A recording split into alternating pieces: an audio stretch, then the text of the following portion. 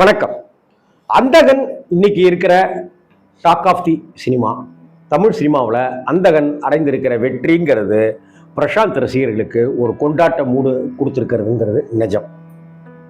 வைகாசி பிறந்தாச்சு அப்படிங்கிற படத்தை எடுத்த டைரக்டராக இருக்கட்டும், அவர் எனக்கு நல்ல நண்பர். அவர் அதை நண்பர்னு சொல்ல முடியாது, அண்ணன்னு நாங்கள்லாம் திருச்சிக்கு அவர் வரும்போது சொல்லுவோம். ராதா பாரதி அப்படிங்கிற பேர், நல்ல டைரக்டர். அதற்கு பிறகு அடுத்தடுத்த காலகட்டங்கள்ல பிரசாந்த் இந்த மாதிரி தான் படம் நடிப்பாரு அப்படிங்கிறதெல்லாம் இல்லை. இன்னும் சொல்ல போனா ஆர்கே செல்வமணி, கேப்டன் பிரபாகரன், புலன் விசாரணை மாதிரிலாம் கொடுத்திருந்தாலும் கூட ஒரு துடிக்கிற ஒரு காதல் கதையை கொடுக்கும்போது டாப் ஸ்டார் பிரசாந்தை, அன்னைக்கு காதல் இளவரசன் அப்படின்னு சொல்லப்பட்ட பிரசாந்தை தான் ஹீரோவா போட்டு ரோஜாவை அறிமுகப்படுத்தி செம்பருத்தி அப்படிங்கிற ஒரு படம் கொடுத்தார். அதே போல ரவிச்சந்திரன் அப்படிங்கிற ஒரு அற்புதமான டைரக்டர் நமக்கு கிடைப்பதற்கு காரணமாக இருந்தது கண்ணெதிரே தோன்றினாள். அந்த கண்ணெதிரே தோன்றினாள் படத்துக்கு பிரசாந்தினுடைய நடிப்பு கன கச்சிதமா பொருந்திருச்சு அப்படிங்கிறதும், நட்பை மையப்படுத்தி அந்த காதலை பின்னுக்கு 2ஆம் இடத்துக்கு தள்ளிய அந்த படம் தமிழ் சினிமாவில் ஒரு எவர்கிரீன் மூவி அப்படின்னு இன்னைக்கு வரைக்கும் பார்க்கலாம். எல்லா பாடல்களுமே அப்படி ஒரு ஹிட்.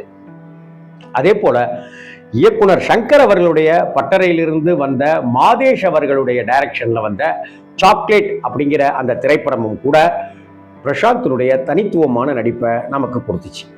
இதே போல டைரக்டர் வசந்த் அவர்களுடைய படங்கள்ல இருக்கிற ஒரு மென்மையான ஒரு கவிதைத்தனமான விஷயங்களை தாண்டி அவர் எடுத்த அப்பு என்கிற திரைப்படமும், அதுல பிரகாஷ் ராஜினுடைய நடிப்பும், பிரசாந்தினுடைய ஒரு இறுக்கமான ஒரு கோபத்தனமான விஷயங்களும் பிரசாந்த் ஒரு பண்பட்ட நடிகர் அப்படிங்கிறத அந்த படத்தின் மூலமா காமிச்சது.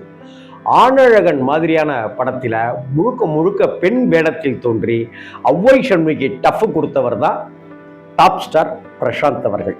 அதே போல அவருடைய பல படங்கள், வண்ண வண்ண பூக்கள்ல அவருடைய இளமைய அப்படி ஆண்களே ரசிக்கிற அளவுக்கு இளமை வசீகரம் கொண்டவர் தான் பிரசாந்த் அவர்கள். பிரசாந்தினுடைய வாய்ஸ்லயும் ஒரு மெஸ்மரிசம் இருக்கும். அந்த பிரசாந்த் இப்படி ஜோடி மாதிரியான படங்கள், சாக்லேட் மாதிரியான படங்கள், ஹலோ மாதிரியான படங்கள்னு வெரைட்டியா கொடுத்துக்கிட்டே வந்தவர். மம்பட்டியான் திரும்ப அந்த மம்பட்டியான் படத்தை எடுக்கும்போது அதற்கு கனம் சேர்ப்பதற்கு பிரசாந்த் அவர்கள் அவ்வளவு கடுமையாக உழைத்து தன்னுடைய டெடிகேஷனை அந்த படத்துல கொடுத்திருந்தார். ஜீன்ஸுங்கிற படத்துல அவ்வளவு ஹேண்ட்ஸம் பாயா, அவ்வளவு ஒரு ஐஸ்வர்யா ராய் பிரசாந்த் ஜோடி எங்க கண்ணே பற்றும்பா அப்படிங்கிற மாதிரி இருந்ததையும் நம்மளால பார்க்க முடிஞ்சுது. இப்படி அவருடைய கரியர்ல நல்ல படங்கள்னு நிறைய படங்கள், இன்னும் இதுல நிறைய படங்களை நான் சொல்லாம கூட விட்டுருப்பேன். ஏன்னா பல படங்கள் சொல்லிக்கிட்டே வந்துட்டே இருக்கும்போது அந்தகன் தான் என்னை டிஸ்டர்ப் பண்ணிட்டே இருக்காரு. இப்போதைக்கு அந்தகன் தான் எனக்குள்ளார ஒரு தாக்கத்தை ஏற்படுத்திட்டே இருக்காரு. ஒரு பார்வையற்றவனாக, பார்வை இருப்பவனாக, திரும்ப பார்வை போய்விடுபவனாக அவர் சிம்ரனை எதிர்கொள்வதும், சமுத்திரக்கனியை எதிர்கொள்வதும், அப்பேற்பட்டவர்களை எதிர்கொள்வதற்கு ஒரு சாமானிய ஊர்வசியையும் யோகி பாபையும் அவர் வச்சுக்கிட்டு ஹேண்டில் பண்ற விதங்கள் எல்லாம் இன்னைக்கு வலைதளங்கள்ல எல்லாரும் கொண்டாடிட்டு இருக்கிறாங்க. பட்டுக்கோட்டை பிரபாகர் சார் அவர்கள் கூட இந்த படத்தையும் மேக்கிங் பற்றியும் பிரசாந்தினுடைய நடிப்பு பற்றியும் ரொம்ப அழகா ஸ்லாகிச்சு பாராட்டு தெரிவிச்சிருக்கார்.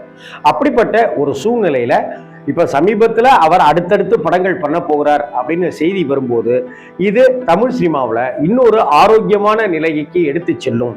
அதே போல வாழ்க்கையில ஏனியில ஏறினவங்களும் உண்டு, பள்ளத்துல இறங்கினவங்களும் உண்டு அப்படிங்கிறது போல பிரசாந்த் அவர்கள் ஏனியில் ஏறுவதற்கான காலம் இந்த காலகட்டமோ அப்படின்னு பார்க்க வேண்டியிருக்கு.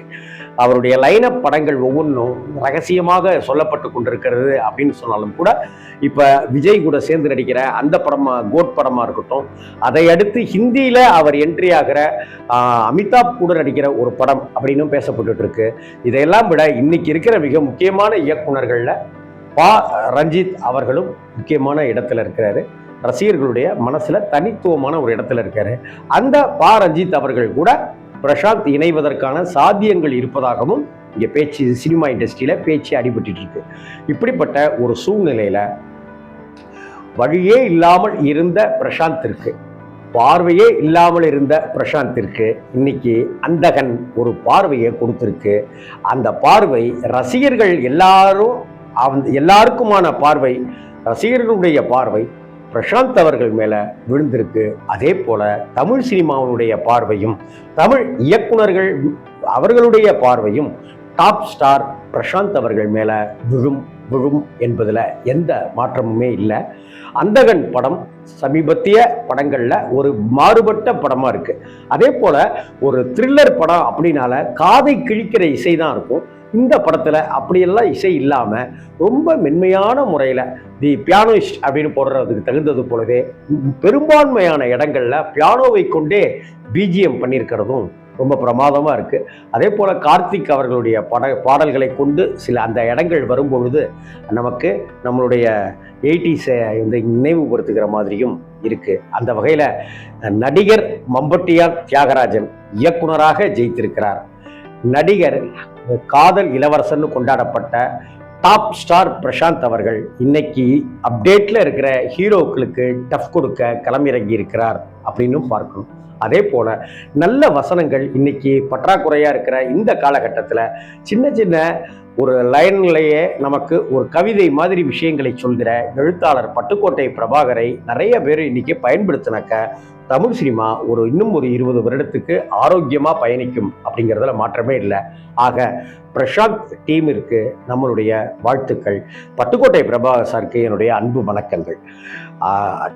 அதே போல Mani Ratnam, Hari sir, Ravichandran sir, Selva sir, Vincent Selva sir, அப்படி இப்படின்னு ஏகப்பட்ட பேரோட தொடர்ந்து பல படங்கள் பயணம் பண்ண பூமகள் ஊர்வலம் மாதிரியான படங்களெல்லாம் எடுத்துக்கோங்களேன், வசந்த் சாருடைய அப்பு மாதிரியான படங்களெல்லாம் எடுத்துக்கோங்களேன். ஒவ்வொன்றும் ஒவ்வொரு விதமாக அவர் அந்த ஜேனரில் பயணிச்சிருப்பார் பிரசாந்த் அவர்கள். அந்த பிரசாந்துக்கு இன்றைய அப்டேட்லுக்கு வந்து இறங்கி நின்று அடிக்கிறது ஒன்றும் ஒரு புதிய கோதாலாம் கிடையாது. அந்த கோதாவில் அவர் அட்டகாசமாக சிக்ஸர் அடிப்பார், செஞ்சுரி அடிப்பார் அப்படின்ற நம்பிக்கை தமிழ் சினிமாவுக்கும் இருக்குது. ஒரு பிரசாந்தை அந்த வயசுலேருந்தே நான் ரசிச்சுட்டு வரேங்கிற முறையில் எனக்கும் தனிப்பட்ட முறையில் பிரசாந்த் மேலே ஒரு அசைக்க முடியாத நம்பிக்கை இருக்குது. வெல்டன் பிரசாந்த், வாழ்க, வணக்கம்.